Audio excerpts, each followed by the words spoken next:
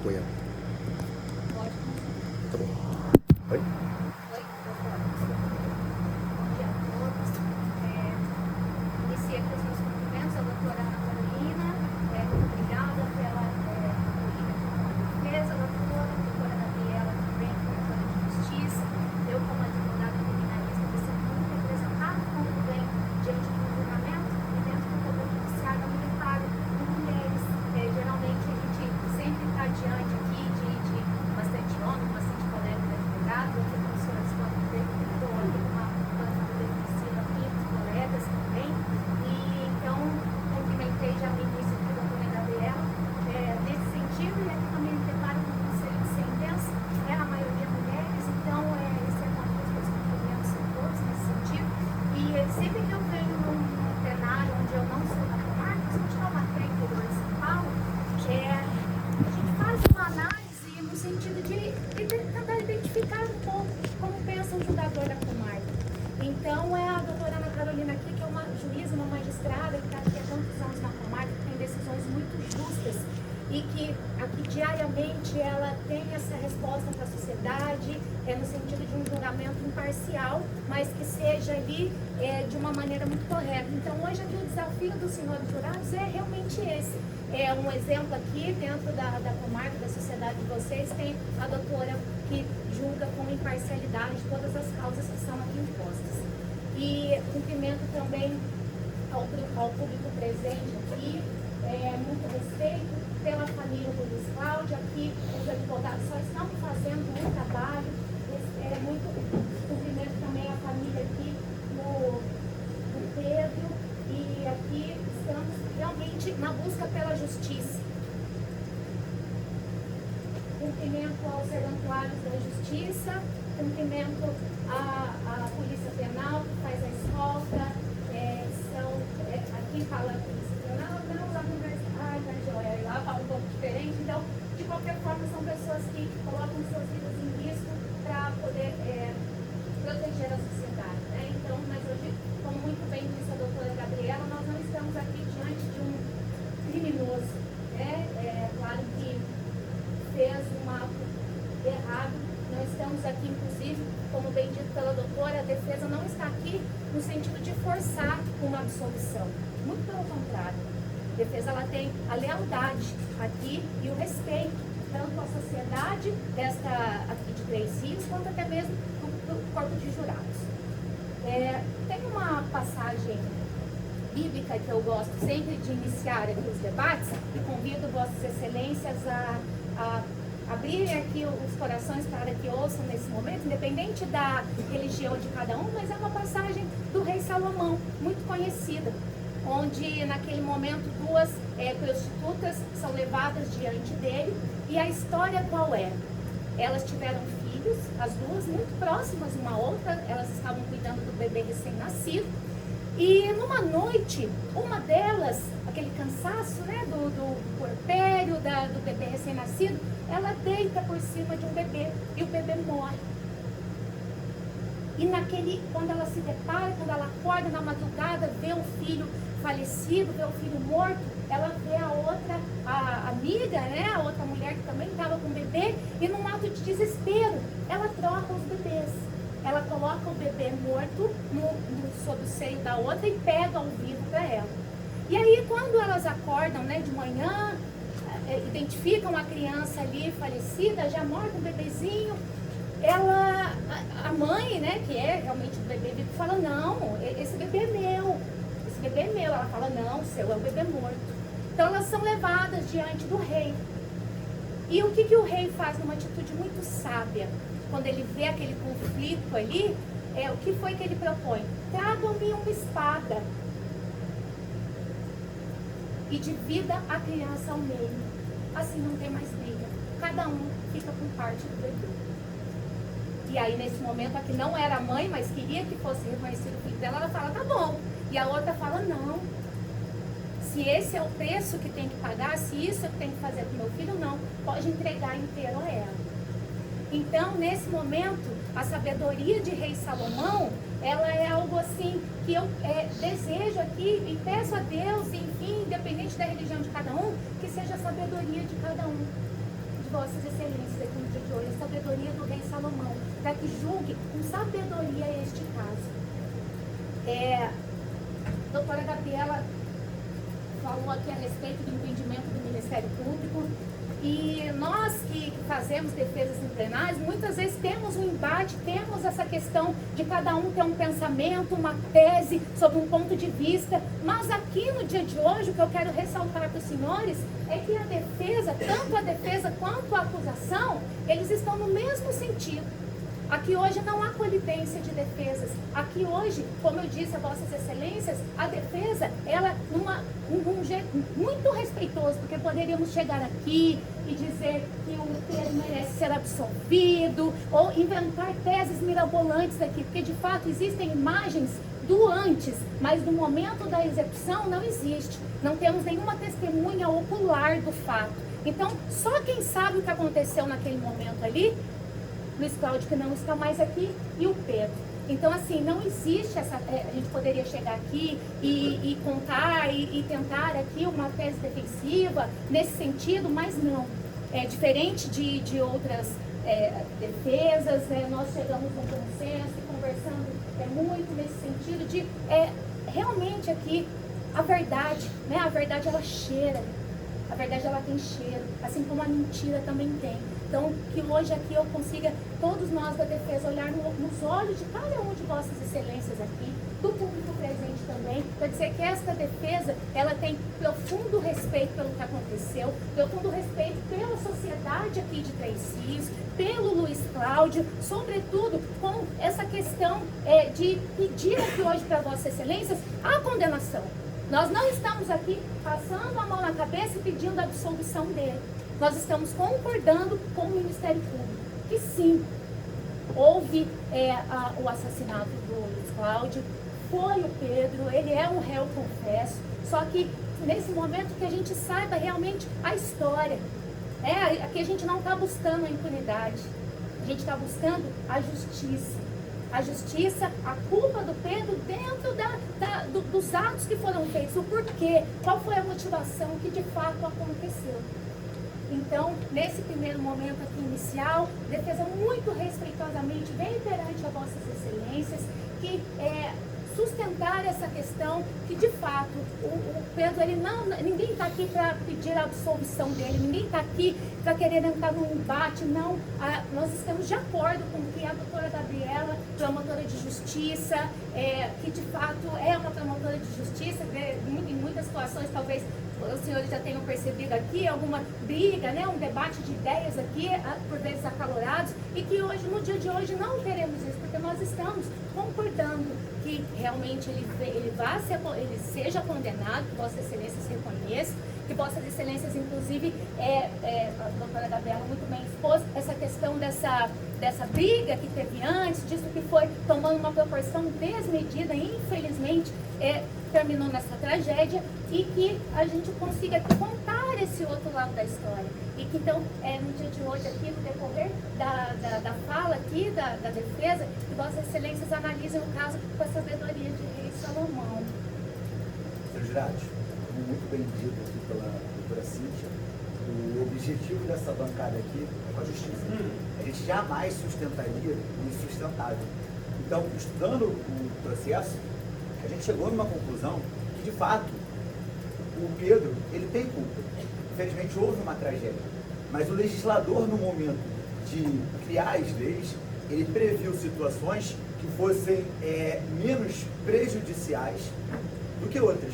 Porque a gente precisa entender que o crime de homicídio, ele é um crime que qualquer pessoa pode cometer. Né? Diferente de um roubo, eu jamais praticaria um roubo. Mas toda pessoa tem um botão certo. E se for apertado, a gente pode perder a cabeça e praticar o crime. Por exemplo, eu tenho uma filhinha.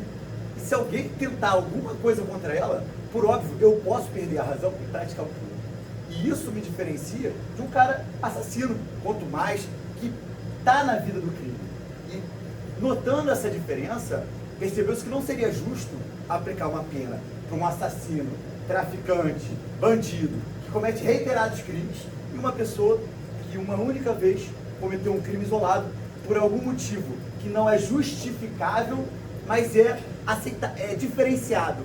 E aqui o objetivo da defesa, concordando com a promotora, né, onde nós somos os operadores do direito, a gente viu que o Pedro, ele não é um assassino quanto mais, ele não é um bandido, e sim, ele errou e tem que pagar pelo erro, mas dentro da proporcionalidade do erro dele. Até porque não seria justo de nós, advogados, sustentar uma absolvição numa situação dessa, né, onde houve uma tragédia. E aqui a história é isso, é uma tragédia que os senhores precisam conhecer, ter a ciência do que aconteceu e buscar o melhor resultado possível para o caso.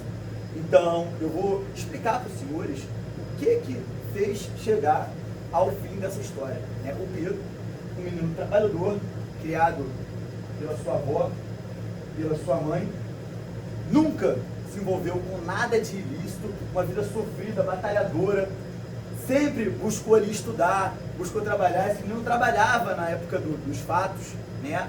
E por questões de relacionamento jovem, ele é imaturo, não tem um raciocínio como um adulto já formado.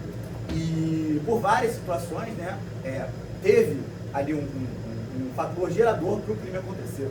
O Pedro, ele namorava uma menina, né, a Laura, acho que todos os senhores sabem disso, e aí teve aquele término, e aí ele retornou um namoro. Então assim, ele estava frequentando a casa da Laura, ele pegou uma mensagem da Laura no celular no dia 19 e não gostou. Então nesse momento, ele foi confrontar o Luiz Cláudio falando, fala aí, por que você está mandando mensagem para a Laura? Eu tenho namorado. E o Luiz Cláudio, por sua vez, falou, não, ela não tem foto, nada, ela está solteira. E aí já surgiu a primeira rivalidade entre os dois. Então ali, naquele momento acalorado, os dois iniciaram uma discussão, falaram, então vamos se encontrar para resolver isso. O Pedro foi, mas nesse momento, a gente percebe que ali ele não tinha vontade de matar, porque se ele já tivesse essa vontade de matar, ele iria armado, e não. A gente tem conversas aqui que serão mostradas para os senhores, que ele foi descalço, chegou lá de bermuda, na mão assim, descalço, para resolver o problema. E aí quando ele chegou lá, o Luiz Cláudio estava armado. E aí, vejam, aqui já mudou o cenário. A partir do momento que o Luiz Cláudio estava armado e mostrou a arma para ele, falou, irmão, eu não resolvo no soco não, comigo é diferente, eu não sou moleque para ficar saindo de briga aí na rua, se for para resolver, resolva assim, do jeito que você viu. E o Pedro, naquele momento, surpreendido com aquela situação, recuou, falou, não, tá bom, vou embora. E aí, chegando em casa, voltou às trocas de mensagem, e o Pedro chegou para ele e falou assim, poxa, Luiz Cláudio, não entendi a sua maldade não, você ir de peça no encontro. E aí rolou aquele burburinho, citaram nomes, né? E aí ficou uma rincha por conta dessa situação da arma apontada por Pedro. Beleza. No dia 23, o Pedro, que estava reatando o seu namoro, havia combinado com a Laura de lanchar. E aí o Pedro foi até a casa da Laura para encontrá-la, para sair, para passear ali, né? E aí, por infelicidade do destino, a Laura, ela relata em audiência que no dia 23, por volta de umas 6 horas, ela havia saído com o seu cachorrinho para passear e encontrou o Luiz Cláudio. E aí eles ficaram conversando e tal. E quando o Pedro chegou, por essa discussão no WhatsApp, eles discutiram de novo. E aí rolou uma briga. E nesse momento da briga, pelo que aparenta, o Luiz Cláudio, ele levou um corte aqui no supercílio, e aí nos autos, o amigo dele, o Everton, ele até fala que ele não falou para a família da briga, que ele disse que caiu de moto, porque não queria preocupar ninguém, falou que já estava dando muito trabalho pro pai dele. E aí, beleza, eles brigaram, e o Pedro relata que nessa briga, o Luiz Cláudio falou, olha, isso não vai ficar assim não, você vai pagar com a vida. E o Luiz Cláudio, lembrando que já havia colocado uma arma na cara do Pedro.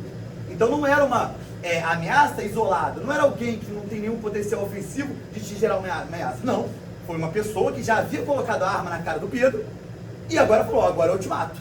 Então o Pedro, que nunca foi envolvido com crime, nunca teve nada, foi buscar uma arma e falou, olha, eu vou me defender, eu vou procurar uma arma, porque antes que chore a mãe dele, chora a menina. E aí beleza, o Pedro buscou uma arma. E aí depois teve mais uma discussão no WhatsApp, e aí veio o dia da barbearia, na parte da noite. O Pedro, ele foi procurar a Laura, ele relata que ele ia encontrar a Laura para fazer alguma coisa. E aí ele estava passando na rua da feira, ele viu o Luiz Cláudio ali, e aí os dois cruzaram olhares de rivalidade. E aí iniciou uma nova discussão. E aí o Pedro ficou exaltado, ali naquele momento ele já estava armado, falou, não, então pera lá, já que é para resolver as coisas, vamos resolver. Só que aí a gente precisa entender minuciosamente os fatos para verificar. Vai ser narrado isso para os senhores, mas existe uma previsão legal que fala, quando a vítima ela corrobora com um crime, existe a previsão de uma minorante da pena. E é isso que a gente busca, né? Aí, ele vai ser condenado, ele vai pagar pelo que ele fez, mas a gente precisa diferenciar essa situação de uma situação do assassino quanto mais, né? A gente entende que a sociedade deve ter uma resposta, porque, como a promotora disse, ninguém pode sair resolvendo as suas situações dando tiro nos outros, está errado. Mas, nesse contexto específico, existe essa possibilidade de reconhecimento. Tanto é que aqui a gente tem uma tese que as duas partes entendem isso. Isso não é normal, né? Normalmente a defesa traz uma visão, a acusação traz uma visão, e isso aqui é uma coisa visível, que está nos autos, e assim, está bem nítido, que a gente não pode condenar o Pedro numa situação como se ele fosse um assassino sanguinário, né? E aí, beleza. E aí, depois desses fatos, né, o Pedro foi para casa, e aí começou a surgir ameaças, né, falando que ia pegar o Pedro, que ele ia morrer, e aí o outro com medo, né, saiu da cidade, e aí depois ele veio e foi preso. Então agora, senhores, o nosso objetivo, como sempre, tudo que a gente fala, a gente comprova. Então, nos autos, a gente tem diversas provas, tudo que foi falado aqui pela promotora e pela defesa vai ser apresentada para os senhores, porque eu preciso ler um artigo para os senhores, porque eu gosto de falar isso, né? Às vezes o jurado tem dificuldade de saber como julga. É muito difícil julgar. Eu jamais faria o papel da magistrada, porque você sabia que a vida da pessoa está na decisão que os senhores tomarem aqui, isso é preocupante. Então, assim, aqui a gente não pode errar. Aqui a gente não pode deixar que fatores externos atrapalhem o juízo de cognição dos senhores. A lei manda, vou explicar para os senhores como a lei manda que o juiz julgue. O artigo 155 do Código de Processo Penal, ele fala que o juiz fundamentará sua convicção pela livre apreciação da prova produzida sobre o contraditório judicial. Ou seja, a lei manda que o juiz exclua os fatores externos, não deixem que o julgador seja influenciado pelas notícias, até porque a notícia não tem ciência do que foi produzido nos autos, ela não sabe quais foram as provas que foram produzidas nos autos, a notícia ela se espalha por boatos. E aqui o juiz ele deve analisar as provas e tirar o seu próprio, a sua própria concepção dos fatos. E aqui a prova manda os senhores reconhecerem a minorante que diferencia o Pedro de um assassino quanto mais. Então, a partir de agora, o doutor João vai apresentar aqui as provas para os senhores, para que os senhores tenham ciência e possam julgar com justiça, igual a doutora Ana Carolina exerce a sua função.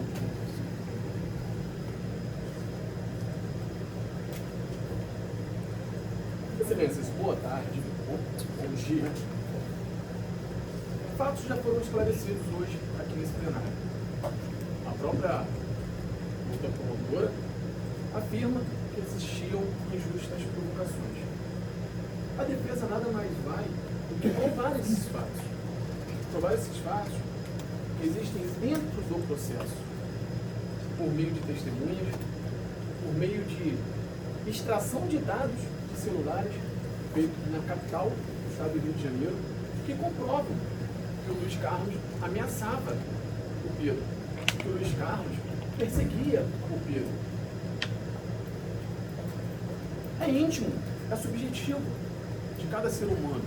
Seria uma injusta provocação intimidar nossa família, ameaçar nossa família, sem darmos uma causa? É uma injusta provocação? Qual seria a nossa reação? Intimidar nossos filhos? Ameaçá-los? Persegui-los dentro de um município? No bairro onde o Pedro morava? É uma injusta provocação? Qual seria a nossa atitude? Agora, se nós somos ameaçados, nós somos perseguidos, nós, em um momento, vamos ali, vamos resolver como homem, vamos brigar, você chega no local, o seu desafeto está com uma arma. Aponta essa arma, faz questão de mostrar a arma para você e afirma que com ele é desse jeito. Ele não troca o soco. Ele não vai para vias de fato. Ele é à disposição. Isso quem fala não é a defesa. São os áudios, são as testemunhas que passaram pelo processo. Mas não só as testemunhas. Também a Polícia Civil de Presídios. A Polícia Civil que com uma imparcialidade e com uma justiça em busca do esclarecimento dos fatos fez um trabalho muito bom aqui nessa comarca. Eu peço a Vossas Excelências, são 4 testemunhas que afirmam as ameaças, são 4 testemunhas que afirmam que o Luiz Cláudio perseguia o Pedro armado, que estava em busca do Pedro e que infelizmente desencadeou-se no dia dos fatos ao homicídio ao qual hoje nós viemos aqui tentar esclarecer a Vossas Excelências. Eu vou colocar para Vossas Excelências. O microfone está funcionando, Excelência? Tá.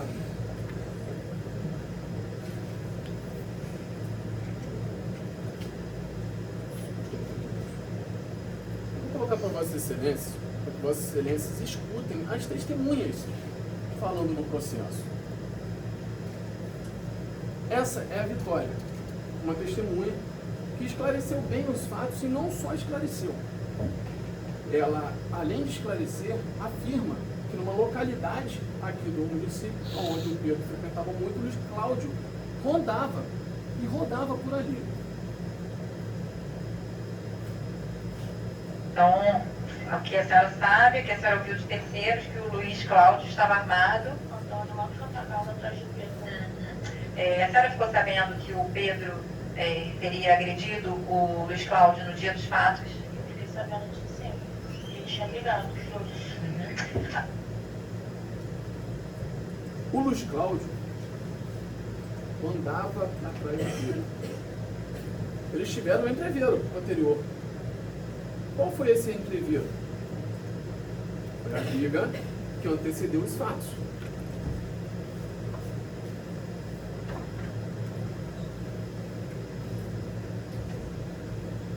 Coisa sobre a vítima, sobre o Luiz Cláudio? Eu fiquei sabendo na boca de terceiros que esse menino, né, estava andando atrás do Pedro armado.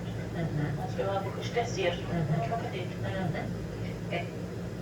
Isso é confirmado não apenas pela Vitória.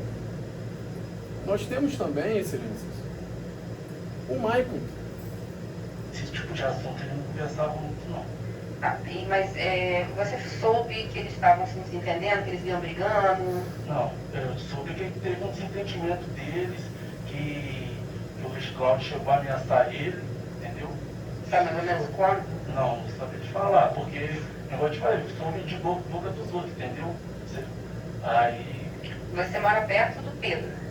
Quase perto. Eu sou da CTB, mas atualmente eu moro na Benjamin. Tá. Mas o Maicon não afirma somente uma vez. Ele afirma também a promotoria quando é questionado sobre as ameaças. Você sabe se já viu ele andando armado ou alguém Não, falando? particularmente nunca vi ele armado, não. Mas falaram comigo que ele estava armado no carnaval. Mas Eu peço bênus a Vossa Excelência só para explicar esse ponto um pouco mais detalhado. A comunidade, as pessoas ao qual passaram por esse processo, afirmam categoricamente que no carnaval o Estado estava armado. Mas não são somente as pessoas, as testemunhas desse processo. O Luiz Cláudio passa a mensagem para o Pedro afirmando que ele estava armado, que só andava assim. Isso é ratificado pela Polícia Civil.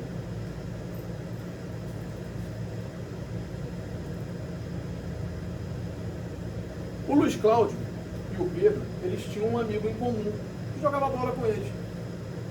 Esse amigo em comum, no carnaval, tentou dissuadir o Luiz Cláudio para que ele parasse com essa perseguição. E ele, em audiência, ele exemplifica isso, ele afirma isso, ele corrobora. o que de notoriedade nós sabemos. Esse amigo, esse Diego, peço a Vossa Excelência que escutem o que o Diego afirma. Sim. O Scott chegou até a ameaçar ele perto de mim. Perto de você sabe mais ou menos o dia? Foi no carnaval, acho que no domingo de carnaval. Porque ele já tinha me falado já que ele tinha mostrado a arma pro Pedro. Aí chegou no carnaval, fui pro Scott e fui tentar conversar com ele para entender o que estava acontecendo. Eu era amigo dele também. Ah, você é amigo dos dois? Eu era amigo dos dois.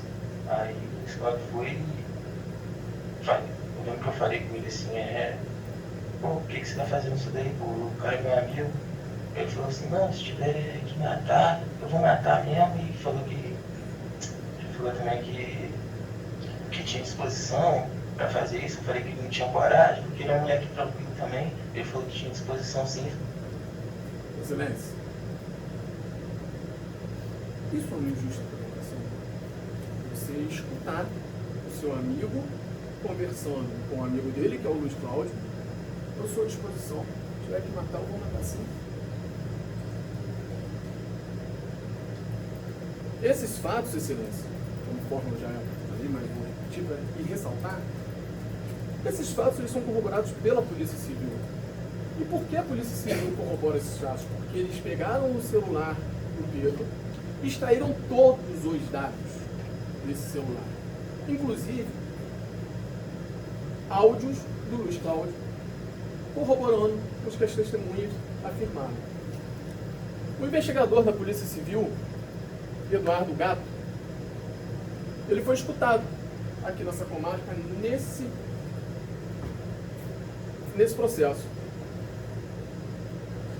Antes de eu fazer a leitura da transcrição, que é de suma importância para o esclarecimento dos fatos e a corroboração tanto da acusação quanto da defesa da presença da injusta provocação, vamos escutar o que o investigador da Polícia Civil relata sobre a extração dos dados, confirmando a existência da ameaça de morte que o Luiz Cláudio proferiu contra o Pedro.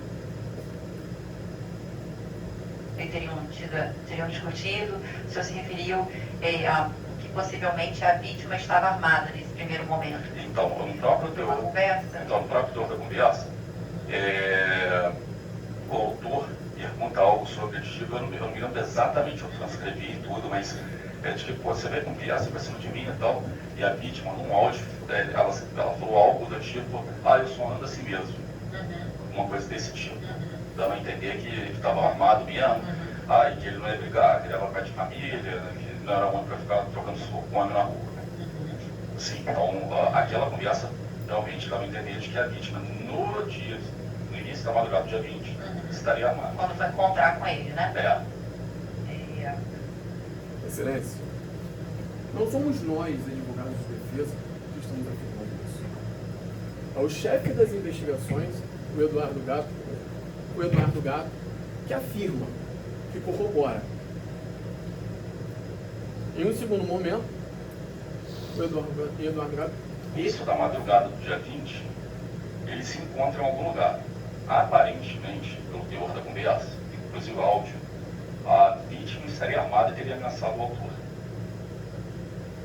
Excelência, não restam dúvidas que o Luiz Cláudio ameaçava o Pedro. O que o Eduardo Gato, o que o investigador-chefe de presídios da delegacia, nesse caso, transcreve como extração dos dados para os áudios? Pedro parece ter sido surpreendido com a conduta de Luiz Cláudio, que em áudio afirma: Menorzão, pega a visão, eu só ando assim mesmo. Da mesma forma que tu saiu para tirar chinelo, bagulho de mano a mano, e dar o papo, sem nem brigar, sem nem dar soco, viado. Papo reto pra ti. Só ando desse jeito aí. Igual tu viu, já descendo descalço do bagulho, tu pensou o quê? Que eu já ia brigar de soco no bagulho? Você entendeu? O bagulho é foda. Já, pá! Tirar chinelo comigo, jamais vou ficar trocando soco com um homem na rua. Sou pai de família, entendeu? Essa é a mensagem que o Luiz Cláudio passa. Então,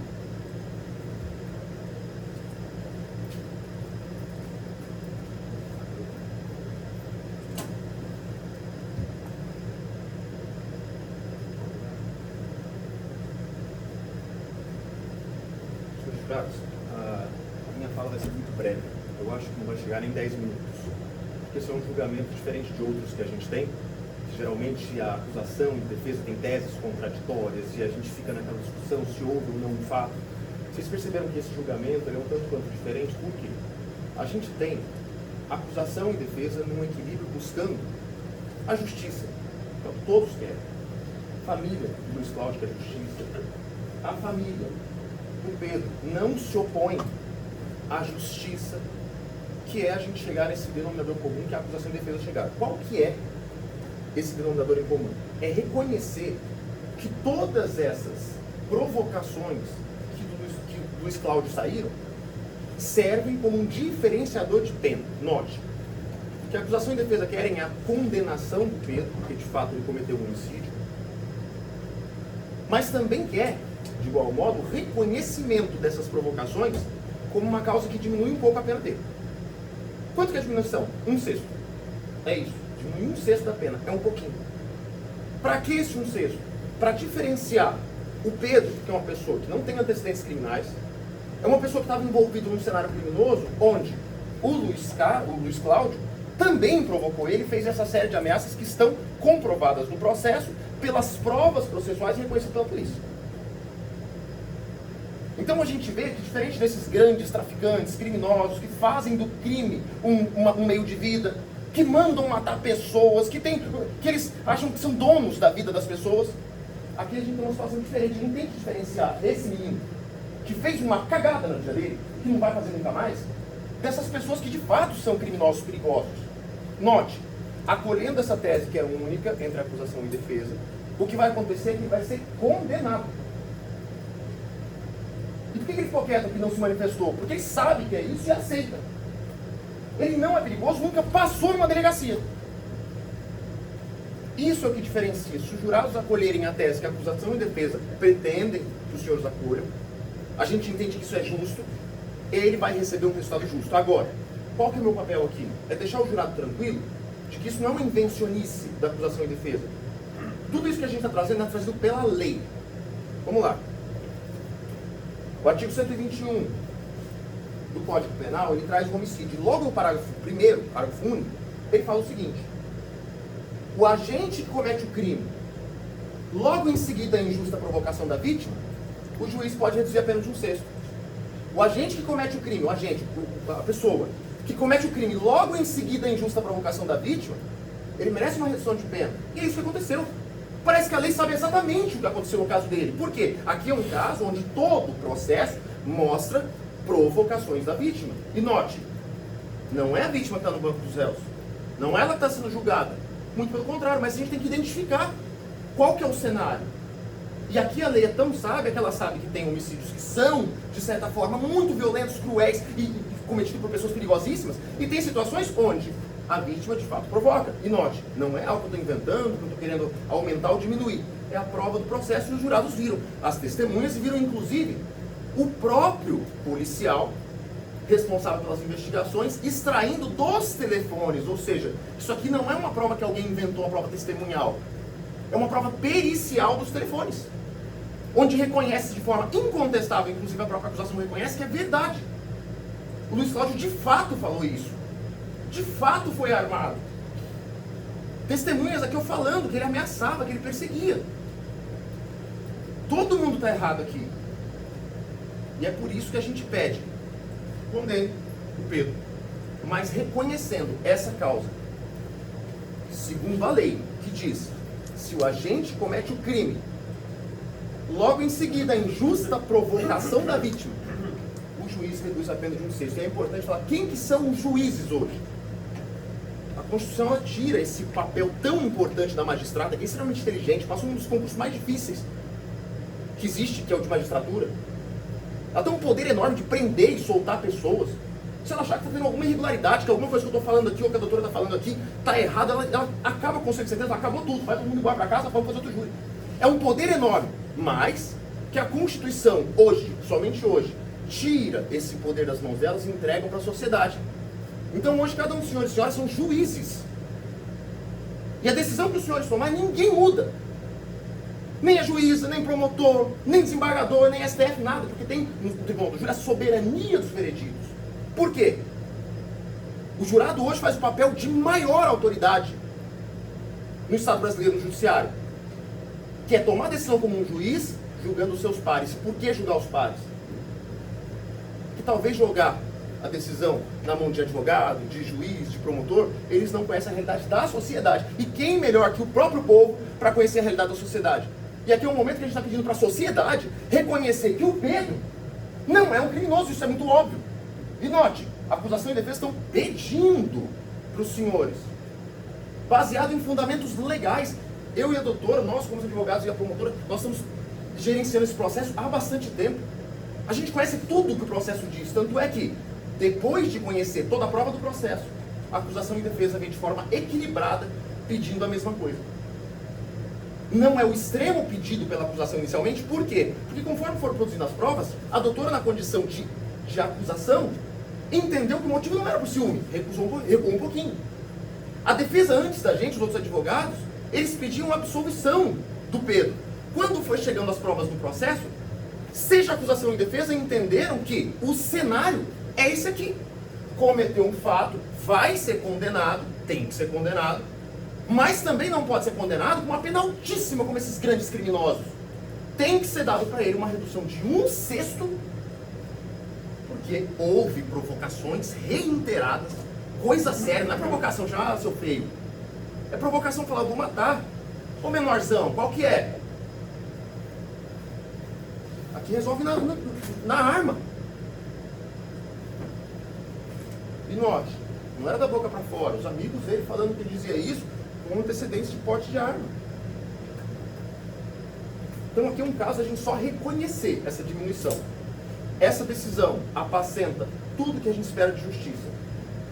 Condena o Pedro pelo homicídio qualificado, com uma pena alta, e automaticamente reconhece um direito que é dele. Independente se eu gosto ou não do Pedro, se eu admiro o que ele fez, eu não admiro. Nem o senhor, ninguém. Nem ele, extremamente arrependido. Mas é um direito dele, ter esse reconhecimento dessas provocações como uma causa que reduz 1/6 da pena. Esse é o pedido para os senhores. Como que faz para os senhores reconhecerem essa diminuição? Vai ser apresentado quesitos. Tem alguém que nunca foi jurado aqui? Perfeito. 2 pessoas. Então vamos lá. Ninguém pergunta para os senhores e senhoras se houve essa provocação. A juíza faz uma pergunta abstrata e é dado cédula, sim ou não, para cada um dos senhores e senhoras. Essas cédulas, quando ela perguntar houve injusta provocação, aqui a acusação e defesa entendem que houve. A prova do processo mostra que houve. Os jurados vão responder sim. Como que responde sim? Pega a cédula assim e coloca dentro da urna. Não se abre todos os votos. Por quê? Já pensou se todo mundo coloca sim? Aí não tem sigilo das votações. Porque vai falar, peraí, todo mundo votou sim, então quer dizer que você votou sim, você, quando atingir a maioria de 4, para de tirar. É assim que vota no Tribunal do Júri. O que nós estamos pedindo para o caso do Pedro? Vai chegar uma pergunta antes dessa. A pergunta é, o jurado absolve o réu? E olha a honestidade da defesa. A resposta é não. É não em busca da justiça, é não em respeito à memória do Luiz Cláudio, é não em respeito à família do Luiz Cláudio que está presente, é não em respeito à busca pela justiça e pela verdade da família e do Pedro que está aqui. Absolvição? Não. Agora, quando perguntar houve injusta provocação, a resposta é sim. Sim, também em respeito à justiça, porque é o que a lei diz. Sim, também em respeito à verdade, porque é o que a lei diz. É nesse momento que a acusação e a defesa pedem a mesma coisa. Quando chegar nesse quesito, Houve injusta provocação? A resposta é sim. E esse quesito vai vir depois do absolvo réu. Perfeito? Muito grato pela atenção de cada um dos senhores. Grato pela presença da sociedade aqui. Vocês perceberam que esse é um caso muito sério, que envolve dores para todos os lados. Mais uma vez reitero a minha tristeza por estar aqui num momento tão sensível, onde eu tenho duas famílias fragilizadas. Mas que ao final a gente vai ter um resultado justo, um resultado que não deixa ninguém desguarnecido da justiça. Eu penso que a gente está aqui buscando a justiça. Muito obrigado a cada um dos senhores e senhoras, esperando o melhor resultado, que é o resultado segundo a lei, que é o reconhecimento das injustas provocações e automaticamente a condenação dele também. Muito obrigado, excelência, sem mais. Vamos?